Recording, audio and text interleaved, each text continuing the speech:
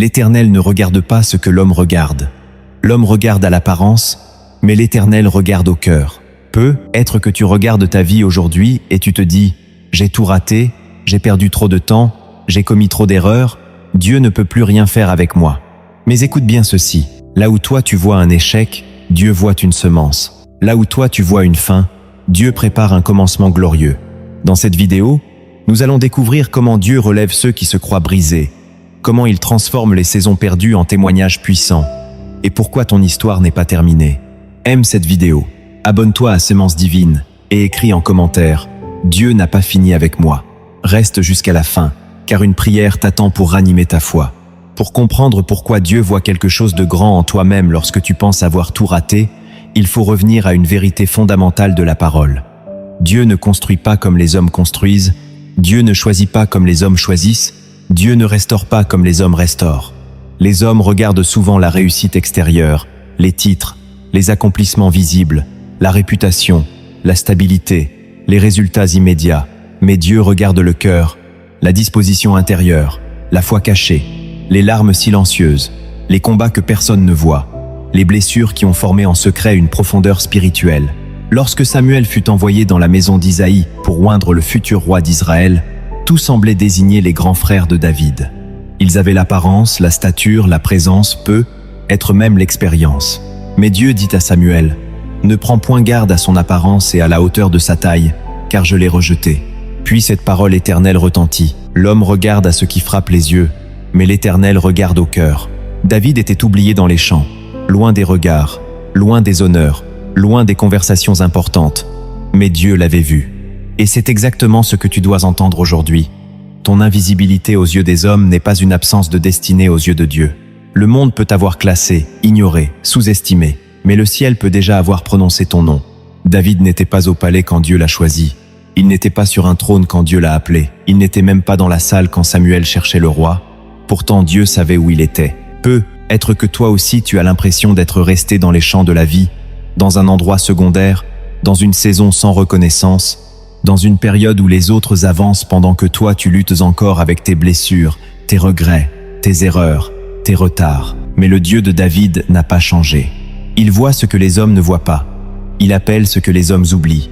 Il prépare dans le secret ce qu'il manifestera en public. Regarde Moïse. Pendant des années, il a dû porter le poids d'un échec terrible. Il avait tenté de défendre son peuple, mais son geste l'avait conduit à fuir dans le désert. Aux yeux de beaucoup, Moïse était un homme fini, un homme qui avait perdu son opportunité, un homme qui avait quitté l'Égypte dans la honte. Pourtant, dans le désert même où il pensait avoir enterré son avenir, Dieu préparait son appel. Le buisson ardent ne s'est pas manifesté dans un palais, mais dans un lieu aride. Cela signifie que Dieu peut rallumer ta vocation là où tu pensais que tout était mort. Moïse disait « Qui suis-je pour aller vers Pharaon ?» Et Dieu ne lui répondit pas en lui donnant une longue liste de ses qualités humaines.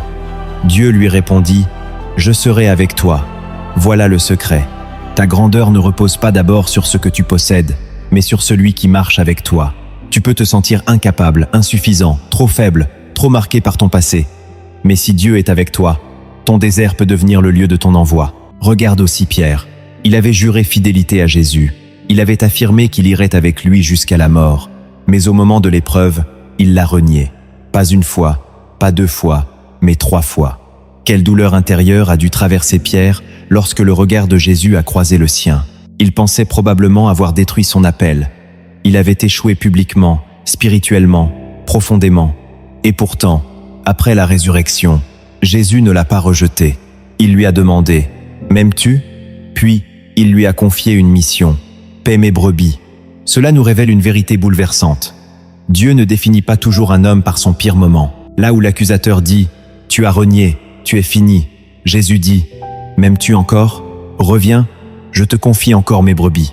Peut-être que tu portes en toi un reniement, une chute, une décision que tu regrettes, une saison où tu n'as pas été fidèle comme tu aurais voulu l'être. Mais la grâce de Dieu n'est pas seulement là pour pardonner.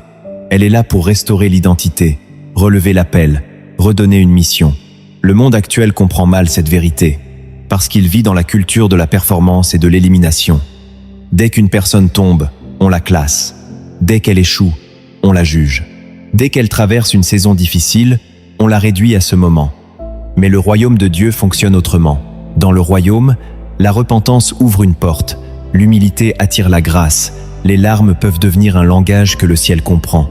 La Bible ne cache pas les faiblesses des hommes et des femmes que Dieu a utilisés. Abraham a douté, Jacob a trompé, Moïse a fui, David est tombé, Élie a eu peur, Jonas a résisté, Pierre a renié, Paul a persécuté l'Église avant de devenir un apôtre. Pourquoi Dieu a-t-il permis que ces histoires soient écrites? Pour que tu comprennes que la destinée divine n'est pas réservée aux personnes sans cicatrices, mais aux cœurs qui acceptent d'être transformés par sa main. Paul dira, « Si quelqu'un est en Christ, il est une nouvelle créature. Les choses anciennes sont passées. Voici, toutes choses sont devenues nouvelles. » Cette parole est une clé. En Christ, ton passé n'a pas le dernier mot. Tes erreurs peuvent être confessées. Tes chaînes peuvent être brisées. Ton identité peut être renouvelée. Ce que tu appelles raté peut devenir le terrain même où Dieu manifeste sa puissance. Joseph aussi aurait pu croire que tout était perdu. Trahi par ses frères, vendu comme esclave, accusé injustement, jeté en prison, oublié par ceux qui l'avaient aidé, il aurait pu conclure que sa vie n'était qu'une succession d'injustices. Pourtant, Dieu travaillait dans les coulisses. Les années de souffrance n'étaient pas des années inutiles. Elles formaient en lui la sagesse, la patience, la maturité, la capacité de gouverner sans se venger. Quand enfin il se retrouva devant ses frères, il put dire « Vous aviez médité de me faire du mal, Dieu l'a changé en bien. » Voilà une parole prophétique pour quelqu'un aujourd'hui. Ce que l'ennemi voulait utiliser pour te détruire, Dieu peut le changer en bien. Ce que les hommes ont fait contre toi, Dieu peut l'intégrer dans son plan sans approuver leur méchanceté. Ce qui t'a brisé peut devenir ce qui te rend plus compatissant, plus sage, plus profond, plus dépendant de Dieu. Les enseignements du Christ confirment cette vérité. Jésus n'a pas passé son ministère à chercher les gens parfaits. Il s'est approché des malades, des pécheurs, des rejetés, des brisés, des personnes méprisées par la société religieuse. Il a vu en Matthieu, un collecteur d'impôts, non pas seulement un homme détesté, mais un futur disciple. Il a vu en la femme samaritaine, marquée par une histoire relationnelle compliquée, non pas seulement une femme blessée, mais une messagère capable d'amener une ville à l'écouter. Il a vu en Zaché un homme corrompu et isolé, non pas seulement un pécheur riche, mais un cœur capable de repentance et de restitution. Jésus voit au-delà de la couche visible. Il voit la soif derrière le péché, la douleur derrière l'orgueil, l'appel derrière les contradictions, la possibilité de transformation derrière les ruines. C'est pourquoi il est dangereux de se condamner soi-même plus durement que Dieu ne le fait.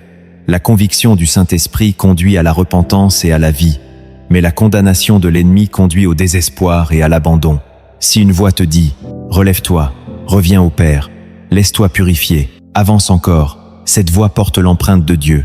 Mais si une voix te dit « C'est fini, tu es trop loin, tu ne vaux plus rien, Dieu ne peut plus t'aimer », cette voix ne vient pas du cœur du Père. Car Jésus a dit « Je ne mettrai pas dehors celui qui vient à moi ». Cette promesse est un refuge pour les âmes fatiguées. Tu peux revenir, tu peux recommencer, tu peux déposer ta honte. Tu peux cesser de mesurer ta valeur avec les yeux de ceux qui ne connaissent pas ton combat. Le problème, c'est que beaucoup de croyants confondent une saison difficile avec une sentence définitive. Ils pensent que parce qu'ils ont perdu du temps, Dieu n'a plus de plan. Ils pensent que parce qu'ils ont chuté, Dieu a retiré sa main. Ils pensent que parce qu'ils sont passés par l'échec, ils ne peuvent plus porter de fruits. Mais la Bible montre que Dieu est maître des saisons. Il peut faire refleurir un désert. Il peut ressusciter ce qui semble mort. Il peut faire sortir Lazare du tombeau après plusieurs jours, alors même que tout le monde disait déjà « Il sent ». Quand Jésus arrive devant le tombeau, il ne nie pas la réalité de la mort, mais il révèle une autorité plus grande que la mort. De la même manière, Dieu ne nie pas tes blessures, tes pertes, tes erreurs, tes conséquences, mais il révèle une grâce plus grande que ton passé. Ce que tu crois enterré peut entendre la voix du Christ. Ce que tu crois impossible peut se lever à l'ordre de Dieu. Voilà pourquoi cette vérité est essentielle dans la marche chrétienne. Elle nous empêche de vivre prisonniers de l'échec et nous pousse à marcher dans la foi, la repentance et l'espérance. Dieu ne te demande pas de prétendre que tu n'as jamais échoué. Il te demande de lui remettre tes échecs pour qu'il les transforme. Il ne te demande pas de cacher tes cicatrices. Il te demande de laisser sa lumière passer à travers elles. Il ne te demande pas de devenir quelqu'un d'autre par tes propres forces. Il te demande de demeurer en Christ, car Jésus a dit « Celui qui demeure en moi et en qui je demeure porte beaucoup de fruits ». La grandeur que Dieu voit en toi n'est pas une grandeur d'orgueil, de domination ou d'apparence. C'est la grandeur d'une vie restaurée, d'un cœur consacré, d'une foi éprouvée, d'un témoignage capable de relever d'autres personnes. Peut-être que Dieu permettra que ton histoire touche ceux qui se croyaient eux aussi finis. Peut-être que ta guérison deviendra une clé pour la guérison d'autres âmes. Peut-être que tes larmes deviendront un ministère de compassion. Peut-être que ta chute, une fois restaurée par Dieu, deviendra un avertissement, une sagesse, une lumière pour ceux qui marchent sur le même chemin. Alors ne méprise pas ce que Dieu est en train de faire dans le secret. Ne confonds pas silence de Dieu et abandon. Ne confonds pas attente et oubli. Ne confonds pas brisement et destruction. Le potier ne jette pas toujours l'argile quand elle se déforme. Parfois, il la reprend dans ses mains et en fait un autre vase, selon son dessein. Et si tu es encore entre ses mains, alors tout n'est pas terminé. Voici maintenant 10 principes bibliques fondamentaux qui révèlent pourquoi, même lorsque tu penses avoir tout raté, Dieu voit encore quelque chose de grand en toi. Le premier principe, c'est que Dieu ne commence pas par regarder ton passé. Il regarde ce que sa grâce peut faire de ton avenir. Lorsque Jésus rencontre une personne brisée, il ne commence pas par réciter la liste de ses fautes. Il ouvre d'abord une porte vers la transformation. La femme surprise en adultère était déjà condamnée par les regards, par les pierres prêtes à tomber, par la honte publique qui entourait son nom. Mais Jésus a vu au-delà de son péché. Il lui a dit « Je ne te condamne pas non plus. Va et ne pêche plus. » Cela ne signifie pas que Jésus minimise le péché, mais qu'il refuse de laisser le péché devenir l'identité finale d'une âme. Le deuxième principe, c'est que Dieu utilise souvent les lieux de brisement comme lieux de formation. Le désert de Moïse n'était pas une punition sans fin, c'était une école cachée.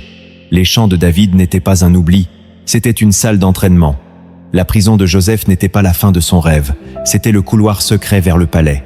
Toi aussi, tu peux être dans une saison où rien ne semble avancer, où les portes semblent fermées, où tes efforts semblent invisibles, mais le ciel travaille souvent dans le silence. Ce que tu appelles retard peut être une préparation. Ce que tu appelles isolement peut être une protection. Ce que tu appelles perte peut être un déplacement divin vers quelque chose de plus profond. Le troisième principe, c'est que Dieu ne cherche pas des vases parfaits. Il cherche des vases disponibles. Beaucoup disent « Quand je serai plus fort, je servirai Dieu. Quand je serai plus stable, je prierai davantage. Quand j'aurai tout compris, je lui obéirai. » Mais Dieu appelle souvent des personnes tremblantes, hésitantes, conscientes de leur faiblesse, afin que sa puissance soit visible. Paul priait pour que son écharde soit retirée, mais le Seigneur lui répondit « Ma grâce te suffit, car ma puissance s'accomplit dans la faiblesse. » Cela veut dire que ta faiblesse confiée à Dieu peut devenir un lieu de manifestation divine. Le quatrième principe, c'est que la repentance ouvre des portes que la culpabilité ferme. La culpabilité te garde les yeux fixés sur toi-même, sur ce que tu as fait, sur ce que tu aurais dû faire, sur ce que tu as perdu. La repentance, elle, te tourne vers Dieu. Elle ne nie pas la faute, mais elle croit que le sang de Jésus est plus puissant que la faute. Judas a été englouti par le désespoir. Pierre a été restauré par l'amour du Christ. Tous deux avaient chuté, mais l'un a fui vers la mort, l'autre a été ramené vers la mission. La question n'est pas seulement « Es-tu tombé ?» La question est « Vers qui cours-tu après ta chute ?» Le cinquième principe, c'est que Dieu peut transformer une honte en témoignage. Dans les mains de l'ennemi, ta honte devient une chaîne. Dans les mains de Dieu, elle devient une preuve de grâce. Celui qui était prisonnier peut devenir un libérateur. Celui qui était blessé peut devenir un consolateur. Celui qui se croyait rejeté peut devenir un signe vivant que Dieu accueille encore les cœurs contrits. Regarde la femme samaritaine. Elle venait puiser de l'eau à une heure où elle pouvait éviter les regards, mais après avoir rencontré Jésus, elle est retournée vers les gens en disant « Venez voir un homme qui m'a dit tout ce que j'ai fait ». Ce qui l'aurait autrefois enfermé dans la honte est devenu le point de départ d'un témoignage. Le sixième principe, c'est que Dieu travaille avec des semences, pas seulement avec des résultats visibles. Une semence est petite, cachée, parfois enterrée, mais elle porte déjà en elle un avenir. Quand tu pries sans voir encore de changement, tu sèmes. Quand tu pardonnes alors que ton cœur souffre encore, tu sèmes. Quand tu continues à croire malgré les larmes, tu sèmes. Quand tu te relèves après une chute, tu sèmes. Ne méprise pas les petits commencements, car le royaume de Dieu ressemble souvent à une graine de moutarde. Le monde applaudit les arbres déjà grands, mais Dieu bénit la semence fidèle. Le septième principe, c'est que l'appel de Dieu est plus profond que l'opinion des hommes. Les frères de David ne voyaient en lui qu'un jeune berger. Goliath ne voyait en lui qu'un enfant sans expérience. Saül ne voyait en lui qu'un garçon incapable de porter son armure. Mais Dieu voyait un roi, un adorateur, un combattant, un homme selon son cœur. Il y aura toujours des voies pour te réduire à ton apparence, à ton niveau actuel, à ton passé, à tes limites visibles. Mais tu dois apprendre à écouter plus fort la voix de Dieu que les étiquettes des hommes. Le 8e principe, c'est que Dieu ne gaspille rien. Aucune larme remise à Dieu n'est inutile. Aucune saison de solitude vécue avec lui n'est perdue. Aucune bataille intérieure traversée dans la foi n'est sans fruit. Même les morceaux brisés peuvent être rassemblés par Christ. Après la multiplication des pains, Jésus demanda que l'on ramasse les morceaux qui restaient, afin que rien ne se perde. Quelle image puissante! Même les restes ont de la valeur dans les mains de Jésus. Ce que toi tu appelles reste, Dieu peut l'utiliser. Tes années restantes, ta force restante, ta foi restante, ton espérance restante, tout peut devenir matière à miracle lorsque tu le remets au Seigneur. Le 9e principe, c'est que Dieu voit la fin depuis le commencement. Toi, tu regardes ta vie chapitre par chapitre, souvent à travers la douleur du moment. Dieu, lui, voit le livre entier. Joseph ne comprenait pas la fosse, l'esclavage et la prison pendant qu'il les traversait. Mais Dieu voyait déjà le jour où il sauverait des peuples de la famine. Ruth ne comprenait pas toute la portée de sa fidélité envers Naomi, mais Dieu voyait déjà la lignée qui conduirait à David, puis au Messie. Tu peux être dans un chapitre sombre sans que ton histoire soit sombre. Tu peux être dans une vallée sans que ta destination soit la vallée. Le 10e principe, c'est que la grandeur selon Dieu commence souvent par l'abandon. Tant que tu veux prouver à tout le monde que tu n'as pas échoué, ton âme reste fatiguée. Mais quand tu déposes ton histoire devant Dieu en disant « Seigneur, prends ce que je n'arrive plus à porter, transforme ce que je n'arrive plus à comprendre, guéris ce que je n'arrive plus à cacher », alors quelque chose change. Dieu ne résiste pas au cœur brisé et humilié. Il s'approche de celui qui ne vient plus avec des masques, mais avec une foi simple. Et maintenant, pose-toi cette question. Si Dieu a relevé Pierre après son reniement, pourquoi ne pourrait-il pas te relever? Si Dieu a appelé Moïse après son désert, pourquoi ne pourrait-il pas t'appeler encore? Si Dieu a élevé Joseph après la trahison, pourquoi ne pourrait-il pas changer ton mal en bien? Si Jésus a vu une messagère dans la femme samaritaine, pourquoi ne pourrait-il pas voir en toi un témoin puissant de sa grâce? Peut-être que tu as longtemps cru que ton échec était une preuve que Dieu t'avait abandonné, mais et si ton échec était l'endroit exact où Dieu voulait te révéler sa miséricorde? Et si cette saison où tu te sens vide était celle où Dieu veut t'enlever ce qui te détruit pour déposer ce qui te construit? Et si ce que tu appelles la fin était seulement le moment où ton orgueil meurt pour que ta foi commence vraiment à vivre? Bien-aimé, ne laisse pas l'ennemi transformer ton passé en prison. Ne laisse pas les regrets devenir ton identité. Ne laisse pas les opinions humaines devenir la voix dominante de ton âme. Tu es encore respirant, donc Dieu n'a pas fini. Tu peux encore prier, donc une porte est ouverte. Tu peux encore revenir, donc la grâce t'appelle. Tu peux encore croire, même faiblement, donc une semence vit encore en toi. Si ce message parle à ton cœur, prends un instant pour aimer cette vidéo, t'abonner à Semence Divine et écrire en commentaire « Dieu voit encore grand en moi ». Ce simple acte peut devenir une confession de foi, une manière de déclarer que tu refuses de mourir dans la honte, que tu refuses de te définir par ton passé, que tu choisis de croire ce que Dieu dit plutôt que ce que la peur murmure. Car celui que Dieu restaure ne revient pas seulement à son ancien état. Souvent, il revient avec une profondeur nouvelle, une humilité nouvelle, une sagesse nouvelle, une compassion nouvelle. Et c'est peu. Être cela que Dieu prépare en toi. Non pas une vie sans cicatrices, mais une vie où chaque cicatrice devient une preuve que la grâce a touché ce qui semblait perdu. La première vérité cachée des Écritures, c'est que Dieu voit une œuvre en cours là où toi tu vois seulement un chantier détruit.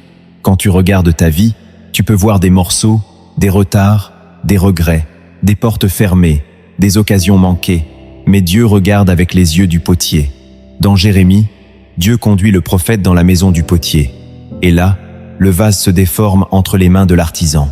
Mais le potier ne jette pas l'argile. Il la reprend, il la travaille encore, il en fait un autre vase selon ce qui lui semble bon. Voilà une révélation profonde. Être déformé ne signifie pas être rejeté. Être brisé ne signifie pas être abandonné. Être repris par Dieu peut parfois faire mal, car il touche les zones que nous voulions cacher. Il corrige les formes que nous avions construites sans lui. Il retire les illusions qui nous donnaient une fausse sécurité, mais sa main ne détruit pas pour humilier. Elle façonne pour accomplir. La deuxième vérité cachée, c'est que Dieu cache souvent les grands appels dans les saisons les plus ordinaires. David gardait des brebis, Ruth ramassait des épis, Élisée labourait un champ. Gideon battait le blé dans le pressoir. Pierre jetait ses filets. Matthieu était assis au bureau des péages. Aucun d'eux n'était dans une scène impressionnante lorsque Dieu les a rejoints. Cela signifie que tu ne dois pas mépriser ta saison actuelle. Peut être que tu répètes les mêmes tâches, tu portes les mêmes responsabilités, tu traverses les mêmes luttes, tu te sens loin des grandes promesses que tu imaginais, mais Dieu peut visiter une journée simple et la transformer en rendez-vous divin. L'appel ne vient pas toujours avec du bruit. Parfois, il descend doucement dans une vie fidèle, dans un cœur qui continue malgré la fatigue, dans une âme qui choisit encore d'honorer Dieu quand personne ne l'applaudit. La troisième vérité cachée, c'est que Dieu utilise ce que tu as survécu pour construire ce que tu dois porter. Joseph n'a pas été élevé malgré ses blessures. Il a été préparé à travers elles. La trahison lui a enseigné la sagesse du cœur humain.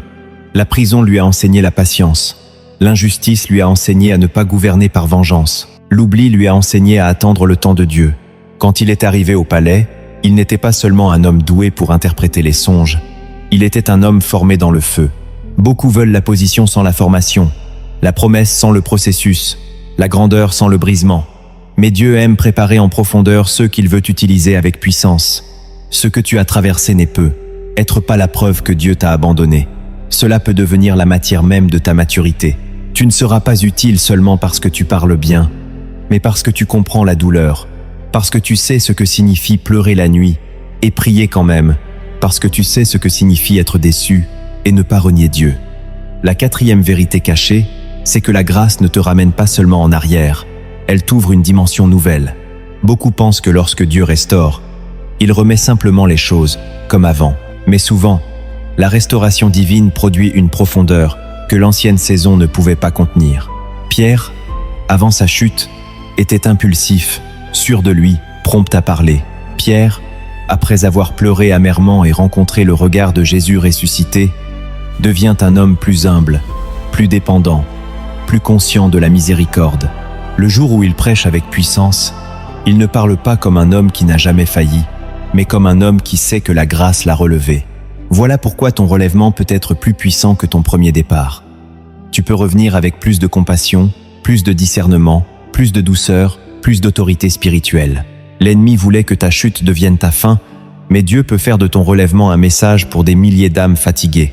La cinquième vérité cachée, c'est que Dieu n'attend pas que tu te sentes digne pour commencer à agir. L'indignité est parfois le mur derrière lequel beaucoup de croyants se cachent. Ils disent « Je prierai quand je serai plus pur, je servirai quand je serai plus fort, je reviendrai quand j'aurai réparé ma vie. » Mais la Bible nous montre que c'est justement en venant à Dieu que la transformation commence. Le fils prodigue n'est pas revenu chez son père avec des vêtements neufs, une réputation restaurée et une histoire bien arrangée. Il est revenu sale, affamé, humilié, vide. Et le père a couru vers lui avant même qu'il ait terminé son discours. Quelle image du cœur de Dieu! Le père ne célèbre pas le péché, mais il célèbre le retour. Il ne nie pas les conséquences, mais il ouvre les bras à celui qui revient. Le bénéfice spirituel de cette vérité est immense. Tu cesses d'attendre d'être parfait pour t'approcher de Dieu, et tu comprends que c'est son amour qui te relève, sa présence qui te purifie, sa parole qui te reconstruit. La sixième vérité cachée, c'est que Dieu transforme les lieux de honte en lieux de révélation. Jacob a porté longtemps le poids de son histoire, de ses tromperies, de ses fuites, de ses conflits. Mais à Péniel, dans la nuit, il lutte avec Dieu et reçoit un nouveau nom.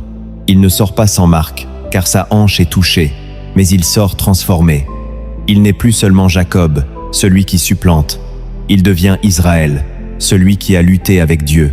Remarque ceci, Dieu ne lui donne pas une transformation superficielle. Il touche son identité.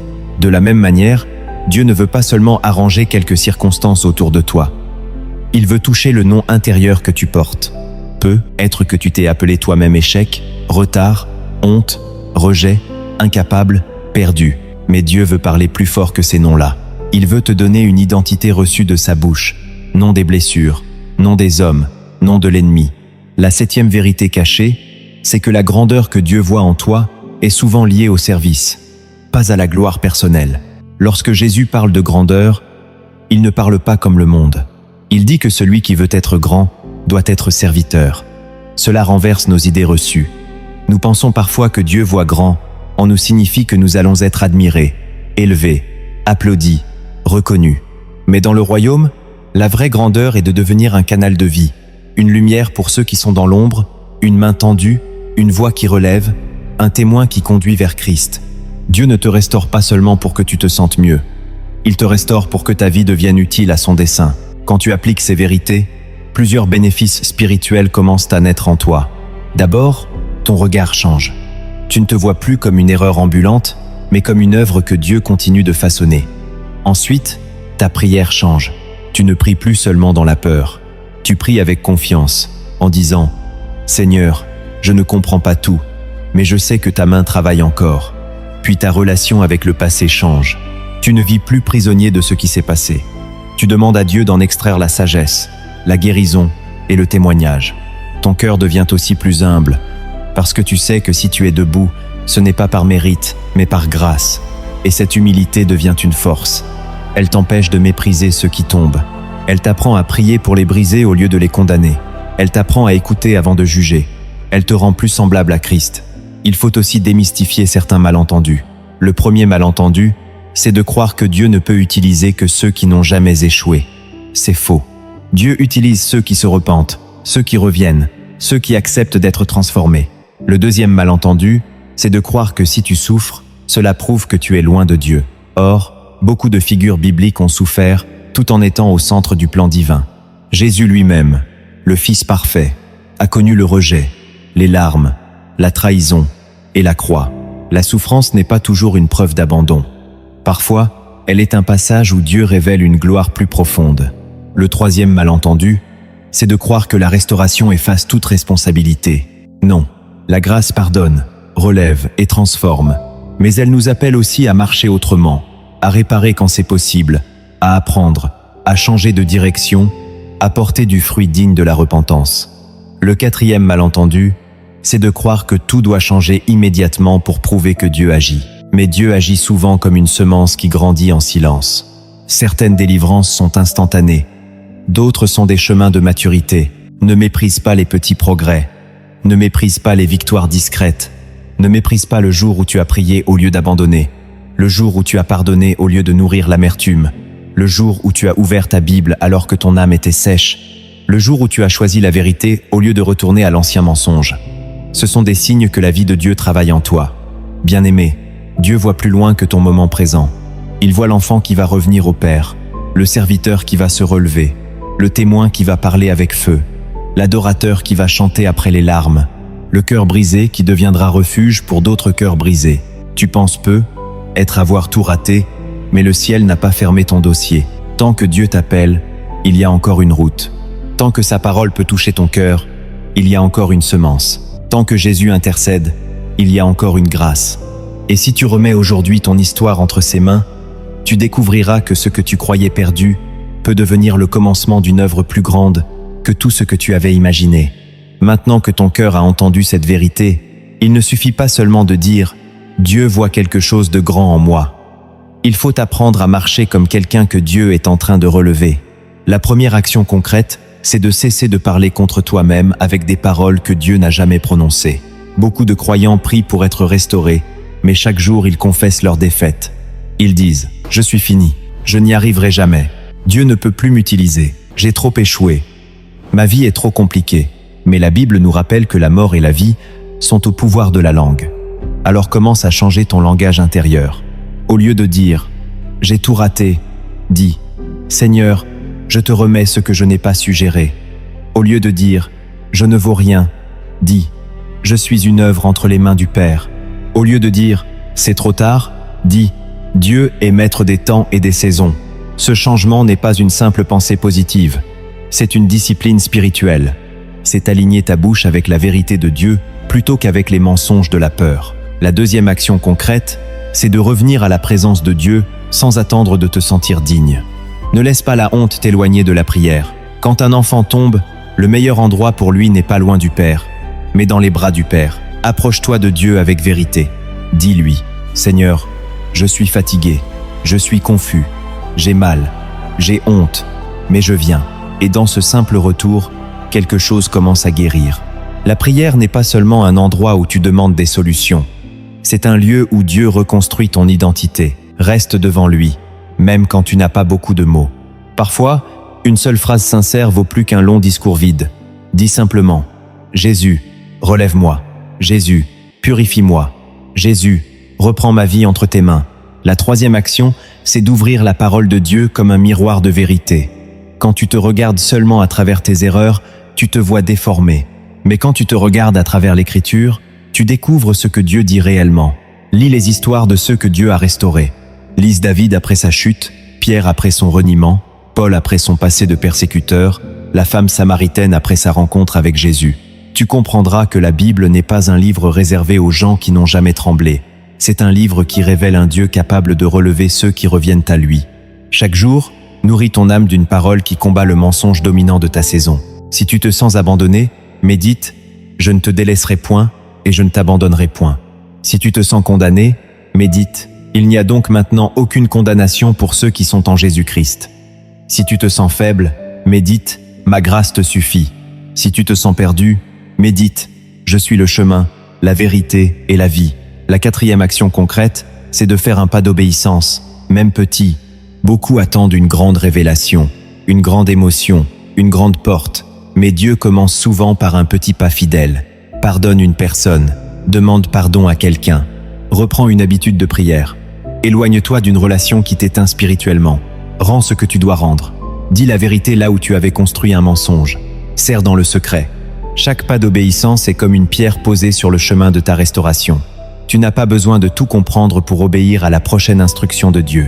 Quand Abraham est parti, il ne connaissait pas toute la route, mais il connaissait celui qui l'appelait. La foi ne signifie pas avoir tous les détails. La foi signifie faire confiance à la voix de Dieu plus qu'à ton besoin de contrôle. La cinquième action, c'est d'accepter le processus. La restauration divine est parfois progressive. Dieu peut guérir en un instant, mais il peut aussi former sur un chemin. Ne méprise pas les jours où tu avances lentement. Ne crois pas que Dieu n'agit pas parce que tu n'as pas encore tout retrouvé. Une racine pousse dans le secret avant qu'un arbre soit visible. Une semence meurt dans la terre avant de produire du fruit. De la même manière, certaines choses en toi doivent mourir. L'orgueil, la comparaison, la peur du regard des autres, le besoin de prouver, les attachements qui t'éloignent de Christ. Ce processus peut sembler douloureux, mais il est sacré. Dieu ne veut pas seulement te donner une nouvelle opportunité. Il veut former en toi un nouveau cœur. La sixième action, c'est de t'entourer de voix qui nourrissent ta foi.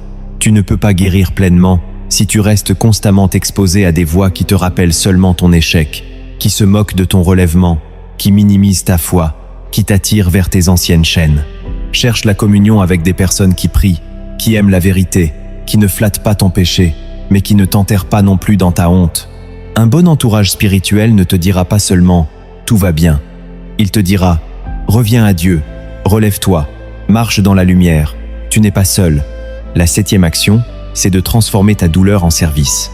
Tu n'as pas besoin d'attendre d'être parfaitement rétabli pour encourager quelqu'un. Parfois, en consolant un autre cœur brisé, tu découvres que Dieu est en train de consoler le tien. Si Dieu t'a relevé d'une saison de confusion, encourage quelqu'un qui traverse l'obscurité.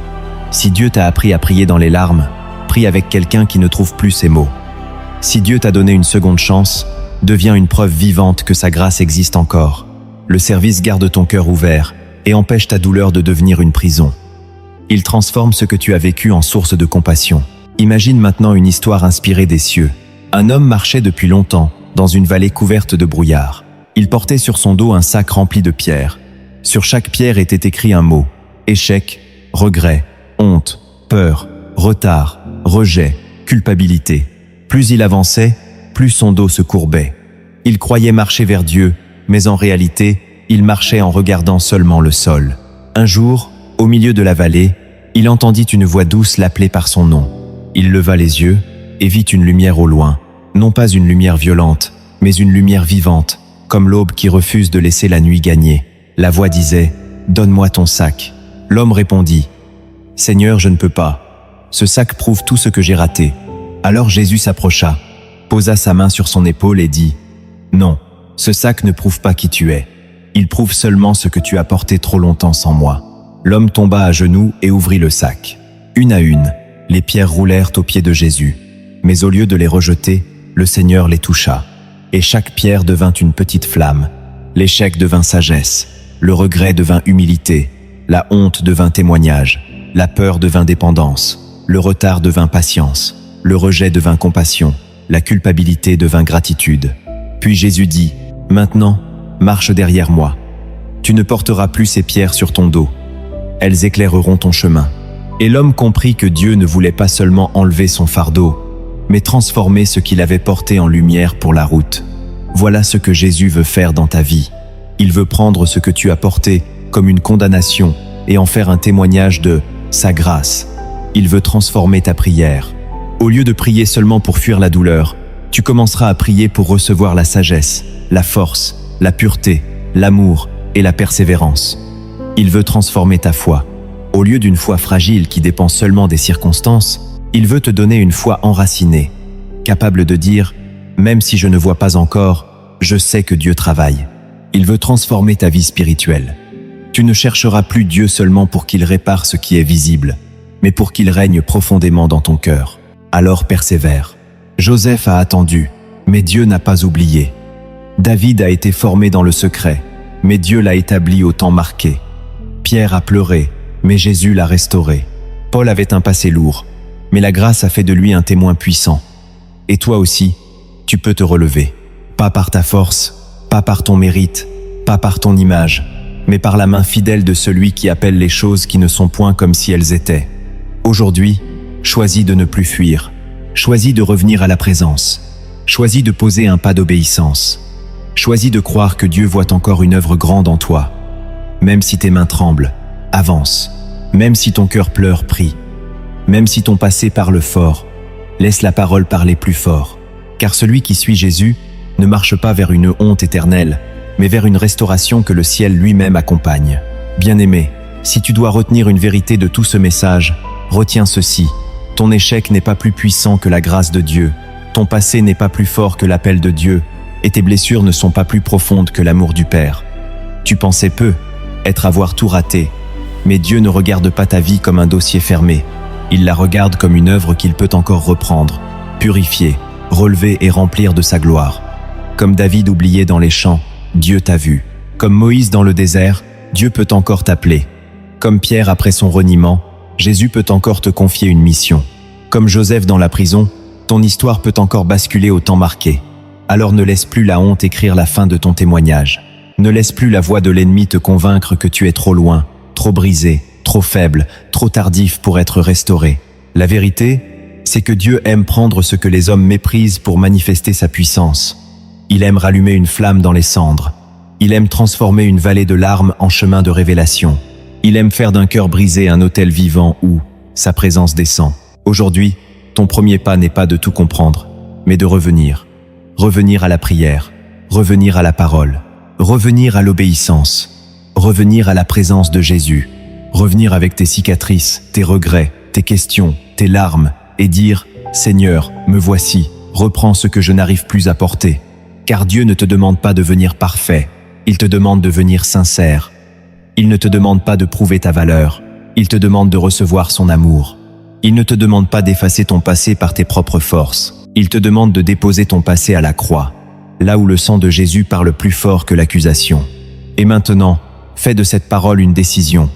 Dès aujourd'hui, refuse de te maudire avec ta bouche, refuse de te définir par ce qui t'a blessé, refuse de vivre comme quelqu'un qui n'a plus d'avenir. Dis à ton âme, Dieu n'a pas fini avec moi. Dis à ton passé, tu ne gouverneras plus ma foi. Dis à ta peur, je choisis d'avancer avec Jésus. Dis à ton cœur, relève-toi, car le Père t'appelle encore.